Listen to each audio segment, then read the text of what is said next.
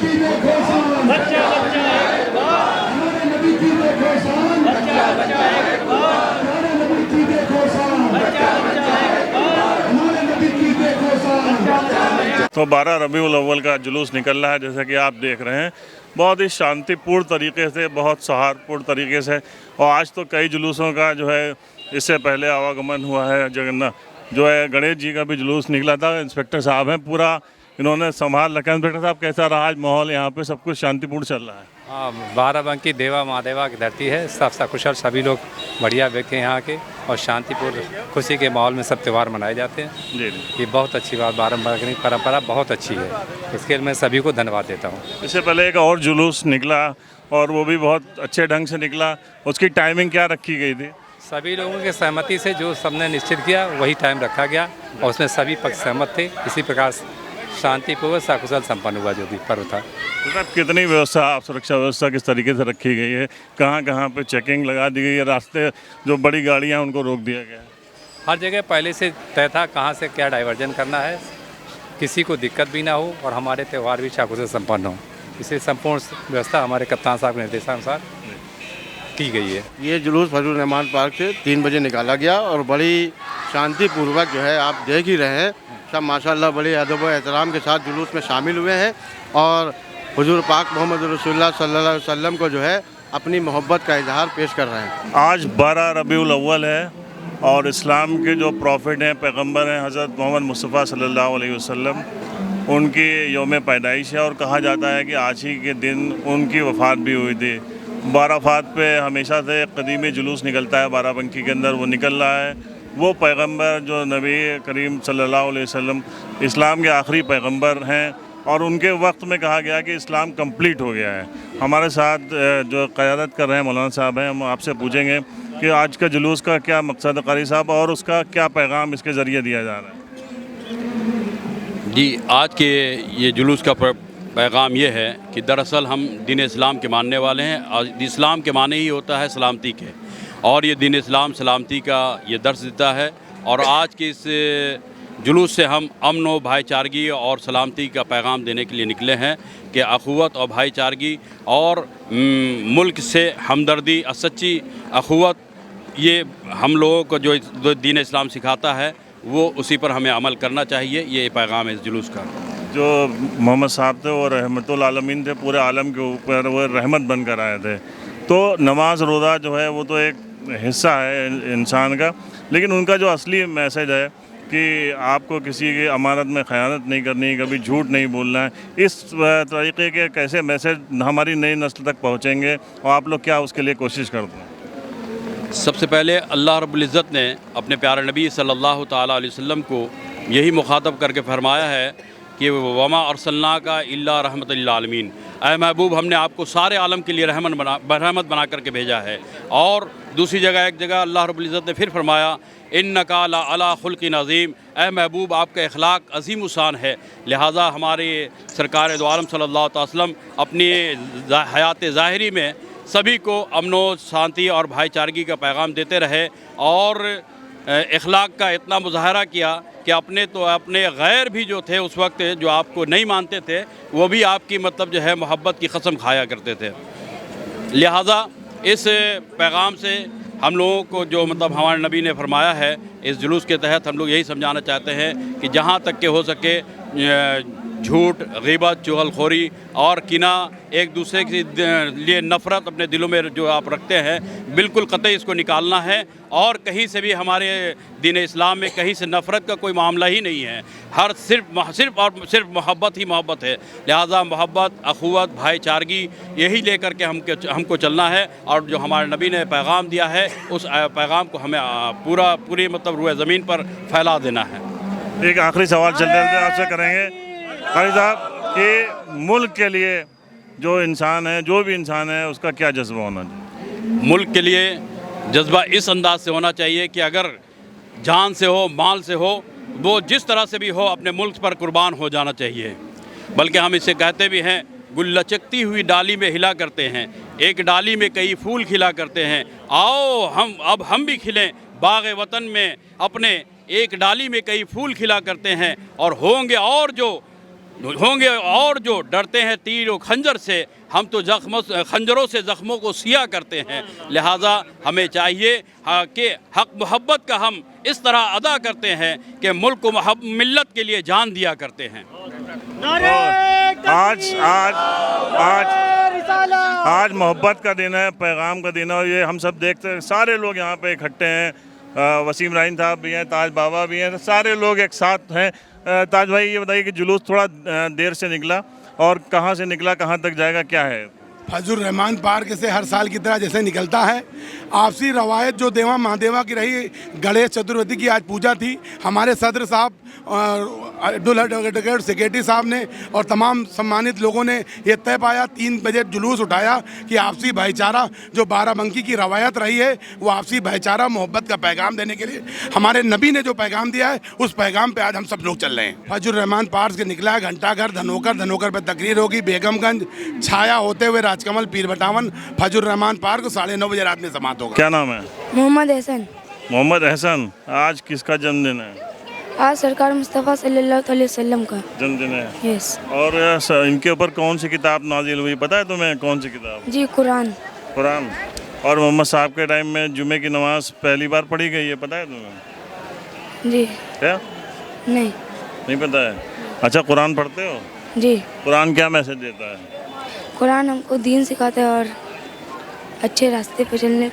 कहाँ पढ़ते हो तुम? वो इमाम साहब से। मस्जिद में इमाम साहब से। इमाम साहब से स्कूल नहीं जाते हो? जाते हैं। कौन से क्लास में पढ़ते हो? क्लास 6 में। कहाँ पढ़ते हो? Young stream. यंग स्ट्रीम में। क्या पैगाम है मोहम्मद साहब के बारे में, और क्या आप जानते हैं, और कैसे उनके बारे में आपने पढ़ा कि सुना, कैसे आपको उनके बारे में जानकारी है? हमारे हुजूर और हम सब के हुजूर के बारे में किसी तरह की कोई अगर हम लोग बढ़ाई चढ़ाई करके बात करें तो ये उनके ऊपर शोभा नहीं देगा। बहुत बड़ी हस्ती हैं और बहुत नामवर हस्ती थी। उनके ही पचिन्हों पर, उन्हीं के मार्गदर्शन पे हम लोग चल रहे हैं। जिस तरह उन्होंने कंकड़ मारने वाले को माफ़ी दी और उसको अपना बना लिया, अपना बनाने के बाद मोहब्बत का पैगाम बांटते हुए जिस तरह पूरे देश में, पूरे मुल्क में एक माहौल इंसानियत का पैदा किया, अपने लोगों के बीच में अच्छाइयाँ बांटी, वो किसी तरह की मोहताज नहीं है पहचान के। उनकी बहुत बड़ी हस्ती है। उन्हीं के पचिन्हों पे चलते हुए आज हम लोग इस मकाम पे पहुँचे हैं। उनका संदेश था कि जियो और जीने दो, भाईचारा बढ़ाओ, उसी को लेके हम लोग चल रहे हैं। आज हमारे बीच ये देख रहे होंगे, उन्हीं के पचिन्हों पे चलते हुए हमारे बीच सभी धर्मों के लोग, हिंदू, मुस्लिम, सिख, ईसाई, सभी हमारे साथ रहते हैं और एकजुट होकर उनकी पैदाइश पर हम लोग जश्न मनाते हैं। आप बताइए, मोहम्मद साहब का जन्म कहाँ हुआ था, उसके बाद फिर उनके वालिद कौन थे, उनके दादा कौन थे, सब ये इस बारे में कितना जानते हैं? देखिए, मालूमात है लेकिन मालूमात कुछ कम है, अभी इसकी पूरी जानकारी करना पड़ेगी। हम लोग थोड़ा सा इसी तरीके से आगे बढ़ रहे हैं कि ज़्यादा से ज़्यादा उनके बारे में जानें। वो जिस तरह से हम लोगों के बताते चले हैं कि हम लोग उनके पदचिन्हों पर चलें, हम लोग उसी तरह से चल रहे हैं। हमारे हुजूर जो कि ताइफ में उनके ऊपर पत्थर मारे गए थे, वो भी एक बहुत बड़ा वाक़या था। आज की डेट में ताइफ उनका मुरीद है, पूरा मुल्क मुरीद है। मक्के में जो भी वाक़ये हुए वो भी बहुत ही अच्छे थे। बस इसी तरह हम लोग चाहते हैं कि हम लोग मुल्क में चैन और अमन की बात आगे बढ़ाते रहें। मोहम्मद साहब के वालिद का नाम क्या था, पता है आपको? मोहम्मद साहब के वालिद का नाम थोड़ी सी जानकारी हमें अभी। अब्दुल्ला, हज़रत अब्दुल्ला था। जी जी जी जी। आपके दादा का नाम? अब्दुल्ला। थोड़ी सी उनकी जानकारी, थोड़ी सी पिछले उसमें जाना पड़ेगा, फिर उसके बाद में जानकारी करने के लिए हमें थोड़ी सी जानकारी रखनी पड़ेगी। ये सब अब यही, इसलिए हमारा मकसद सिर्फ लोगों से पूछने का मतलब यही है कि अगर आप उनके बारे में कोई बातचीत हो रही है तो थोड़ा सा उनके बारे में, मोहम्मद साहब के बारे में अगर हम नहीं जान रहे हैं कि उनके वालिद का नाम क्या था, आपके दादा का नाम क्या था, तो बड़ा। आपकी पैदाइश कहाँ हुई थी? मक्के में हुई थी उनकी पैदाइश। जी। और नबूवत कब हासिल हुई आपको? नबूवत उन्हें मिली थी मदीना में। उनका बिजनेस क्या था, क्या बिजनेस करते थे वो बिज़नेस उनका ऐसे था कि जो जैसे ग़ुलाम थे उनको वो मुँह मांगी कीमत पे ख़रीद के और उनको आज़ाद करवा देते थे। यही उनका था। आप बताइए, क्या नाम है आपका? मोहम्मद आज़म। मोहम्मद आज़म है। मतलब आपके जब आप इस दुनिया में आए थे तो उस वक्त उनके वालिद थे कि नहीं थे? मालूम नहीं थे। अच्छा, उनकी परवरिश किसने की थी?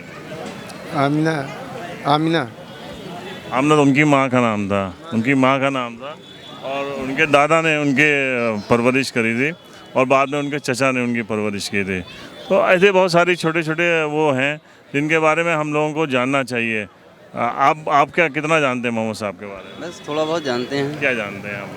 बस उनकी जो उनको जब वो पैदाइश होने के बाद दाई हलीमा ने उनको जो है उनकी परवरिश की और पाला, उनकी पूरी खिदमत की। अच्छा, सऊदी अरब में सबसे बड़ी जंग हुई थी इस्लाम की और उसमें फतेह हासिल हुई थी, वो जंग कौन सी थी? जंग खैबर, जंग बद्र। बहुत अच्छी बात, बहुत अच्छी बात। यही सब चीज़ें हैं। होता क्या है कि हम लोग जो है वो पढ़ते कम हैं। क्यों? ये क्या हम लोग, जैसे अभी हमने पूछा, भाई ने बताया कि हमने कहा था कौन सी सबसे बड़ी जंग हुई थी। जिस वक्त मोहम्मद साहब जो है मक्का पहुँचे थे हिजरत के बाद, जब आपकी फ़ौज इकट्ठा हुई तो कितने लोग उनके साथ थे पता है? बद्र की जंग हुई थी, जंगे बद्र थी वो। उसमें काफ़ी लोग थे, इसकी जानकारी मुझे कम है। अच्छा, कौन अजान देता था? किसकी अजान बहुत मशहूर है? हमको परवेज भाई इसमें पूरी तरह हज़रत बिलाल की अजान थी। अगली बार रिवीजन करके आएंगे जी। आपका। नहीं, कोई रिवीजन की बात नहीं है भाई। मेरा मकसद किसी को हो नहीं, ये मेरा सब कहना ये है कि छोटी छोटी बातें हैं और हज़रत मोहम्मद सल्लल्लाहु अलैहि वसल्लम जिनके उस पर हम लोग चलते हैं, इस्लाम धर्म के सबसे बड़े पैगंबर थे और उन्हीं के चिन्हों पे हम लोग चलते हैं कहा जाता है। तो जिसके बारे में हम उसको थोड़ा सा पढ़ना बहुत ज़रूरी है। सिर्फ इसीलिए हम इसलिए कह रहे हैं कि हम लोग पढ़ नहीं रहे हैं, ये एक हम लोगों की कमी है, उसकी तरफ ज़रूर हम सबको ध्यान देना चाहिए। आज मोहम्मद साहब के जन्मदिन हम लोग पूरे ज़िले में फतेहपुर कई जगह हुआ है, ये मतलब जो जुलूस चल रहा है उसमें हम लोग शरीक भी हो रहे हैं और खासकर हमने नौजवानों से अपील की है कि जो संदेश है मोहम्मद साहब का उसको घर घर पहुँचावें, कैसे भाईचारा कायम रहे, कैसे प्यार मोहब्बत बढ़ती रहे। और बहुत बड़ा संदेश उन्होंने पूरी दुनिया को दिया है। ये जुलूस बहुत बड़ी संख्या में लोग सम्मिलित हुए हैं। मैं कमेटी के लोगों, खासकर ताज बाबा को, वैसे उनकी पूरी टीम को, सबको बधाई देना चाहता हूँ। बहुत अच्छे तरीके से ये जुलूस निकला, एक संदेश गया है। हम लोग फतेहपुर में थे, वहाँ चेयरमैन साहब साथ कई जगहों गए। मैं सबको आज के दिन मुबारकबाद देता हूँ। ये उम्मीद करता हूँ कि इसी तरीके से भाईचारा प्रेम बनता रहे। सबसे पहले तो हम जनपद वासियों को आज इस बारावफात के मौके पर हार्दिक शुभकामनाएं देते हैं। और ये हमारा जिला हमेशा गंगा जमुनी तहजीब के लिए जाना जाता है। एक तरफ देवा की धरती है, दूसरी तरफ महादेवा की धरती है। यहाँ पर जगजीवन साहब का भी एक पैगाम था और उस पैगाम के अंदर हर त्यौहार, चाहे वो हम लोग सब मिलजुल कर बनाते हैं, चाहे जो त्यौहार हो, चाहे हमारे मुसलमान भाइयों का हो, चाहे हिंदू भाइयों को, सब त्यौहार हम लोग मिलजुल कर मनाते हैं। और आशा करते हैं, क्योंकि हमेशा आपने देखा होगा कि यहाँ कभी भी कोई भेदभाव नहीं रहा है और ये जनपद इसी की वजह से जाना जाता है। ये मिसाल है हमारी आप कौमी एकता की। ये इसके पहला मदरसा होता है, यानी पहला स्कूल माँ की गोद। और चाहे वो मुसलमानों में है, हिंदुओं, किसी भी मज़हब में, माँ के जो संस्कार होते हैं, माँ जो बताती है, उससे बच्चों की नशोनुमा होती है। आजकल बच्चे पैदा हुए, उनके हाथों में मोबाइल दे दिया गया, बच्चा रोया, खाना भी खाना है तो बच्चे, ये जनरल है, मैं किसी एक पर्टिकुलर मज़हब की या किसी की बात नहीं कर रहा हूँ। मुसलमानों में मोहम्मद साहब की जो तालीमात है,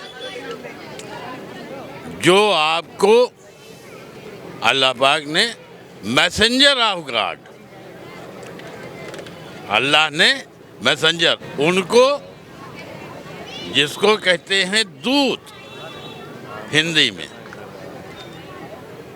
आप भी मुसलमान हैं, कि हज़रत जिब्राइल अलैहिस्सलाम पैगाम ले करके अल्लाह का आते थे।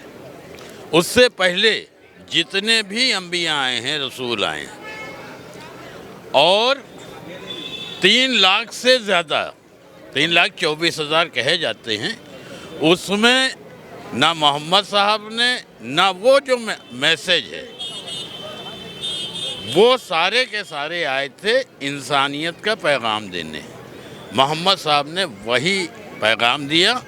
और जो पहला संदेश, जो पहली वही आई, इक़रा बिस्मि रब्बिक लज़ी, जो पहली वही आई हज़रत जिब्राइल अलैहिस्सलाम गारे हिरा में लेके आए थे, उसका पैगाम था कि पढ़ो और पढ़ाओ।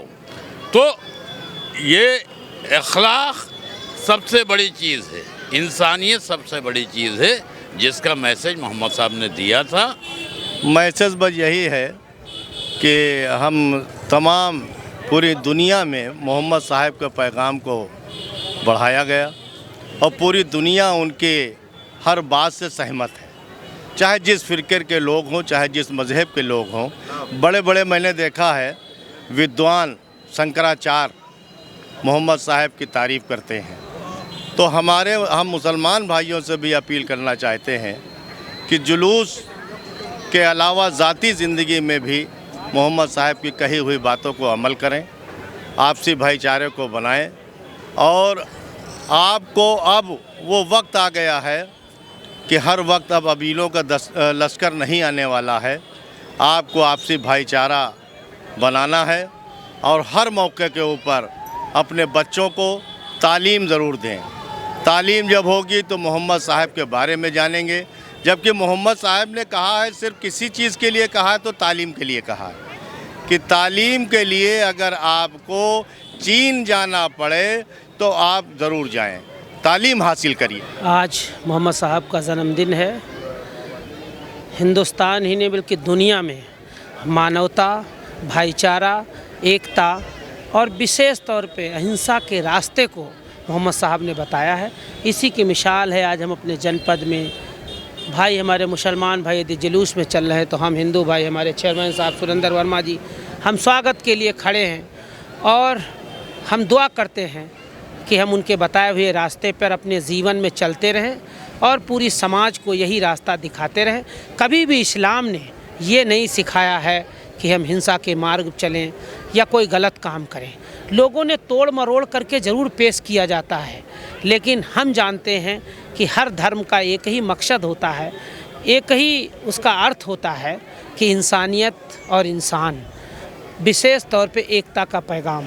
आज ऐसे मोहम्मद साहब के जन्मदिन पे हम सब लोग खड़े हैं और सबका स्वागत कर रहे हैं। बाराबंकी जनपद हिंदू मुस्लिम एकता का प्रतीक है, गंगा जमनी तहजीब का प्रतीक है।